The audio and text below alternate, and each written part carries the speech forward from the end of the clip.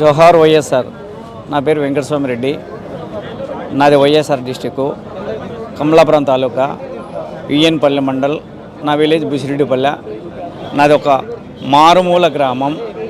1985లో PCC president ఉన్నప్పుడు నన్ను పిలుసుకొచ్చి ఆయన డ్రైవర్గా పెట్టుకొని నాకు ఒక కార్పొరేషన్ డిపార్ట్మెంట్లో ఉద్యోగం ఇప్పించి నేను కొన్ని సంవత్సరాల దగ్గర ప్రైవేట్లో ఆయన చేశాను. ఆయన దగ్గర 1990లో డిసెంబర్ 21వ తారీఖున నాకు ఉద్యోగం ఇప్పించినాడు.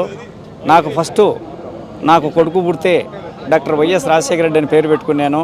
ఆ విధంగా నేను ఎంతో అభివృద్ధి చెంది ఇవాళ నేను హైదరాబాద్లో బతుకుతున్నానంటే ఆయన పెట్టిన పిచ్చినే. అలానే ఆయన ఆరోగ్యశ్రీ కావచ్చు, పీజీ రియంబర్స్మెంట్గా ఎంతోమంది ఇంజనీరింగ్ డాక్టర్ని అయినారు. 108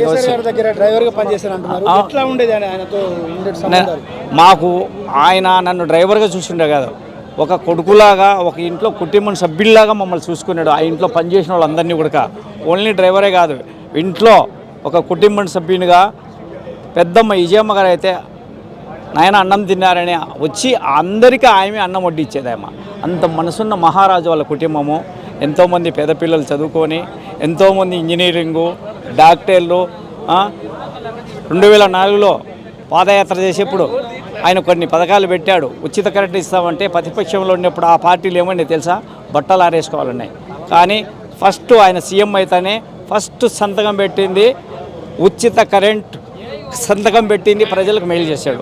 పీజీ రియంబర్స్మెంటు, 108 ఆరోగ్యశ్రీ కార్డు, ఎన్నో మంచి పథకాలు చేశాడు. అలానే నేను ఏపీ కోఆపరేటివ్ ఆయిల్ సీడ్స్లో నాకు 1900 డిసెంబర్ 21లో ఉద్యోగం ఇప్పించి ఒక IAS officer, senior IAS HK Babu అంటే మీ అందరికి తెలిసే ఉంటుంది. జనార్దన్ రెడ్డి గారు సీఎం ఉన్నప్పుడు పిలిచి ఇంకా మా వానికి ఎందుకు ఉద్యోగం లేదంటే తెల్లవారు నన్ను పిలిచిపోయి ఉద్యోగం ఇచ్చి పర్మనెంట్గా సార్ నేను ఎన్నాలంటే నేను ఎప్పుడు సీఎం అవుతానో నువ్వు పోయి ముందు అక్కడ జాయిన్గా 1 మంత్లోనే 25 మందికి ఒకే డిపార్ట్మెంట్లో ఉద్యోగం ఇప్పించిన ఏకైక నాయకుడు అంటే మహానేత డాక్టర్ వైఎస్ రాజశేఖర రెడ్డి. ఈరోజు ఎంతోమంది ప్రైవేట్లో ఎవరన్నా ఇంటికి వచ్చి సార్ అంటే లెటరు సురుడో లెటర్ చేయి, లెటర్ కానీ ఫోన్ చేసి ఇమ్మీడియట్ ఏం చేస్తాడు తెలుసా, ఈయన నాకు దగ్గర బంధువు కావాల్సినాడు, ఆ విధంగా ఆయనకు నేను పంపిస్తున్నానంటే ఆ పని అయిపోయేది. ఇంటికి వచ్చి ఇట్లా నెత్తి గోకుండేవాళ్ళు. గోక్కుంటే ఏమంటే ఛార్జీలకు లేవు, భోజనకి ఇచ్చి ఛార్జీలకు పంపిస్తాం. జోహార్ వైఎస్ఆర్.